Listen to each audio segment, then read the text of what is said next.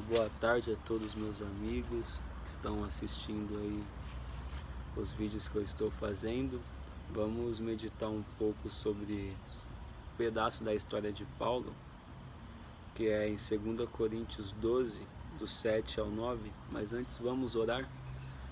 Pai querido, Deus eterno, fale conosco ao abrir a Tua palavra, nos dê a iluminação para entender, o discernimento e nos ajude a colocar em prática o que aprendermos, em nome de Jesus. Amém.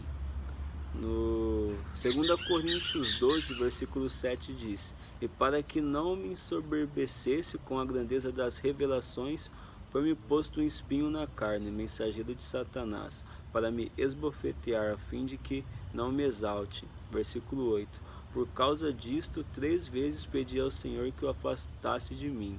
Então ele me disse: A minha graça te basta, porque o poder se aperfeiçoa na fraqueza. De boa vontade, pois mais me gloriarei nas fraquezas, para que sobre mim repouse o poder do Espírito. Paulo, para mim, ali foi o segundo maior evangelista depois de Cristo. E aqui fala sobre um espinho na carne que ele tinha. E eu creio que todos nós temos um espinho na carne. Vamos analisar um pouco aqui. Paulo estava sofrendo muito. Mas quem era antes de Paulo se tornar Paulo? Ele era Saulo.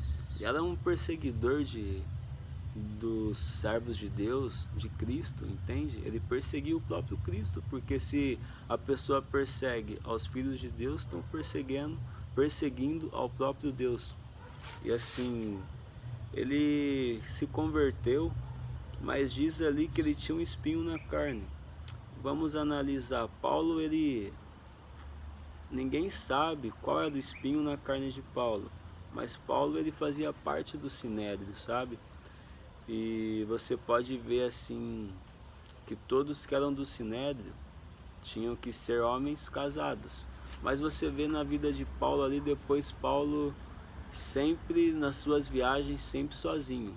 A Bíblia não relata, a gente não vê Paulo acompanhado de sua esposa. Então, será que o espinho na carne de Paulo era isso? Ou será que era os seus sofrimentos? Paulo era um apóstolo ali que sofria muito. Foi 3 naufrágios, cada vez era 33 chicoteadas que levava em cada prisão. Se você parar para ver a história de Paulo, ele sofreu muito. Mas será também, você vê ali nas suas cartas, que sempre tinha um escriba ali, o que escrevia para Paulo. E será que não era o espinho na carne de Paulo, não era a visão? Senhor, se eu pudesse enxergar melhor, eu ia escrever melhor, eu ia conseguir ser um discípulo melhor, um apóstolo melhor. E será que você não poderia aliviar essas chicotadas, esse sofrimento? Eu não vejo na Bíblia ninguém assim que sofreu como Paulo. Paulo sofreu muito. Se você parar para analisar a história de Paulo, ele foi um dos que sofreu mais. Apanhava direto, entende? Sofreu muito por amor ao Evangelho. E será que ele não pedia para Deus: Senhor, tira de mim esse sofrimento, essa dor? Mas ali diz assim, no versículo 9, diz assim, ó: Então ele me disse, quem disse? Deus, a minha graça te basta. Ou seja, ele estava sofrendo tanto com esse espinho na carne, que ele rogou ao Deus. No versículo 7 diz: Para que não me ensoberbecesse com a grandeza das revelações, foi-me posto um espinho na carne, mensageiro de Satanás, para me esbofetear, a fim de que eu não me exalte. Por causa disso, 3 vezes pedi ao Senhor que o afastasse de mim.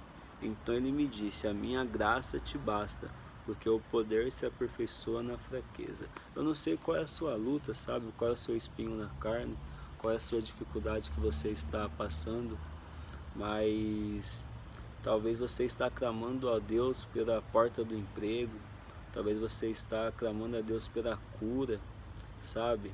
Talvez você está clamando a Deus pelo milagre, mas Ele está te dizendo, a minha graça te basta.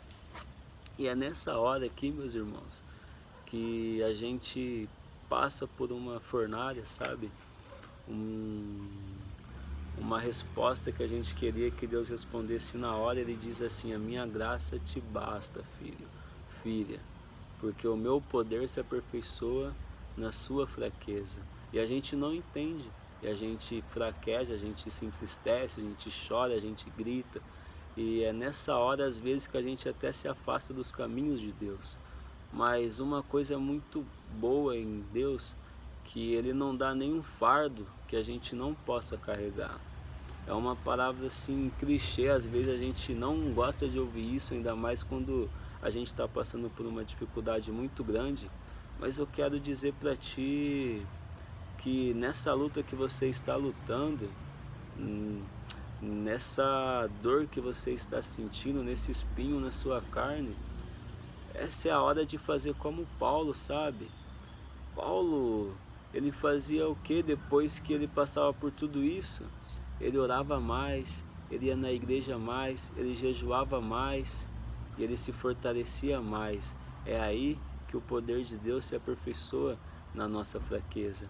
Então, se você está passando por uma luta, uma dificuldade grande, um espinho na carne que só você sabe e ninguém mais sabe, confie em Deus, se apegue mais com Ele, chore aos seus braços, lute com Ele e persista, que Ele vai dar a vitória. Ele não dá nenhum fardo que você não possa carregar. E depois da tempestade vem a bonança. Então, glorifique o nome de Deus nessa dificuldade, glorifique, continue firme, porque tudo vai passar e o final Ele vai te honrar, Ele vai mudar a sua sorte. Então confie. Vamos fazer uma oração.